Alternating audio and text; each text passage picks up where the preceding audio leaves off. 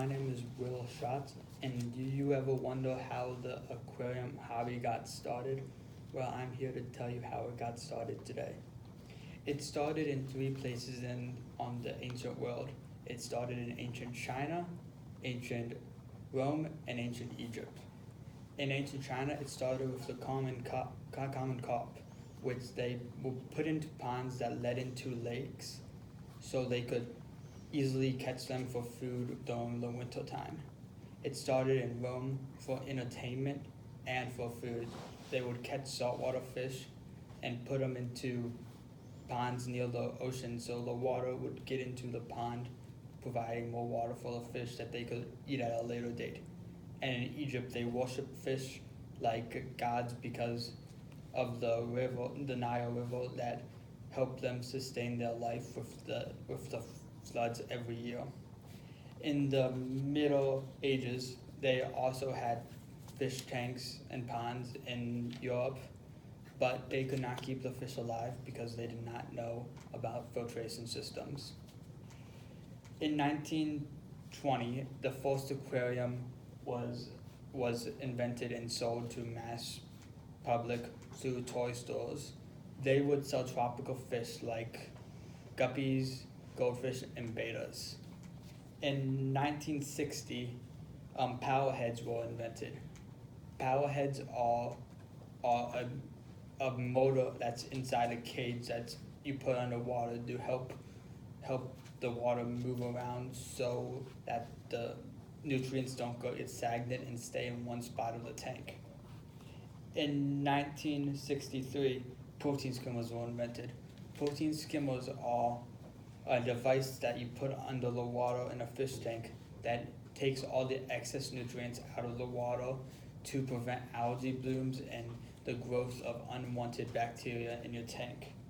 In 1970, motorized filters were invented.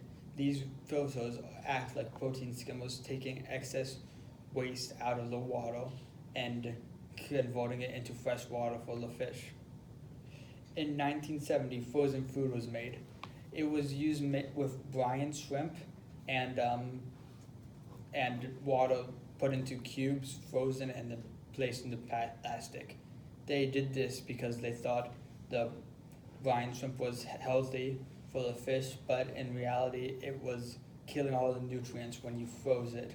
So in later years, they decided to, instead of using water, they used a nutritious blend of ground up shrimp and other fish. And around the same year, heaters were invented for fish tank, which you put underwater, which heats the tank, so you can keep fish from anywhere across the world in any place you want to. In 1980, Germany banned butterfly fish and angelfish from being imported into their country because of their high rate of mortality and just devastation it caused bringing them out of the reef that they come from.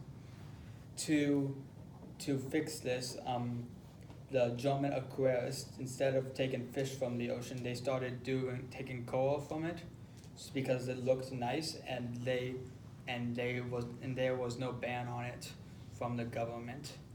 But they could not keep the coral alive because they did not have the right lights to keep it alive. So they invented new lights for it that represent the sun, so the coral can live and grow.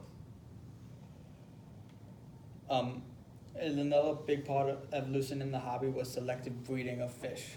The first fish to be selectively bred was koi. They come from the common carp, which they bred for three different reasons: colors, patterns, and shininess. They, if you look up here, there's different colors, different patterns, but the same base 5 colors: orange, red, white, black, and gold. These are the colors that were hidden inside the carp's scales, which were selectively bred by taking the carp that have the colors that are in the modern day koi and breeding them with other carps that have the same colors.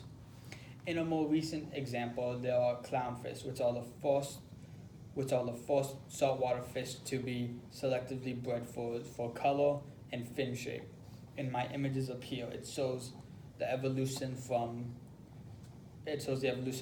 a normal wild caught clownfish to a all black clownfish through years of selective breeding. This is how the aquarium hobby has evolved in the past centuries, from its beginnings in ancient China, Egypt, and Rome. I'm done.